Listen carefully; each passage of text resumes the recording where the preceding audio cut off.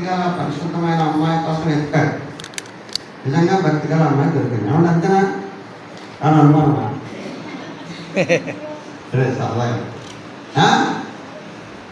అర్థమవుతుందా? ఇప్పుడు పెళ్లి చేసుకోబోతున్నటువంటి పెళ్లి కుమార్తె లేదా కాబోయే భార్య అనుకోండి ఎక్కడెక్కడో తిరిగిన ఎక్కడెక్కడో కల్మషంతో నిండుకున్నటువంటి ఆవిడని వేసుకోవడానికి ఇష్టపడతాడా? తెలియకపోతే ఏదో మర్మంతో, కానీ తెలిసిన తర్వాత ఇచ్చే బాబోయ్ నా బొద్దునాయనో అని పారిపోతాడు. పెళ్లిపేట మీద కట్టేసి కూర్చోబెట్టినా సరే అక్కడి నుంచి పారిపోతాడు.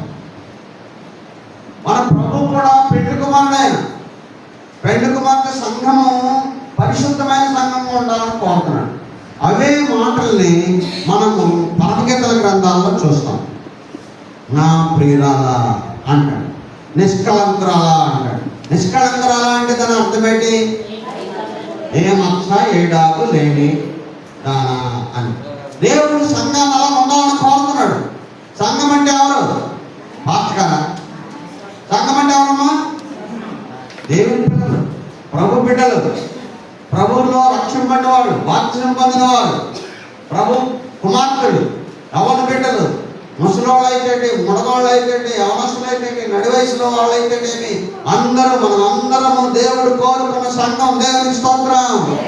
మనం పెళ్లి కుమారుడని యేసు ప్రభు వారు చేసుకోబోతున్న పెళ్లి కుమార్తె సంఘం మనం. కాబట్టి ఈ సంఘము ప్రియమైనదిగా ఉండాలి, పరిశుద్ధమైనదిగా ఉండాలి. ఈ సంఘానికి ఆ పెళ్లి కుమారుడు మీద విశ్వాసం ఉండాలి. ఇప్పుడు అవి వింటాము. విశ్వాసం ఉండాలి. విశ్వాసం అంటే ఏంటమ్మా? నమ్మకం. నమ్మకం నమ్మకం అండి. నమ్మకం అంటే ఏంటో తెలుసా?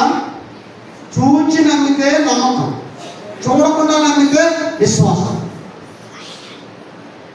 అర్థమైంది మీకు? చూచి నమ్మితే నమ్మకం, చూడకుండా నమ్మితే విశ్వాసం.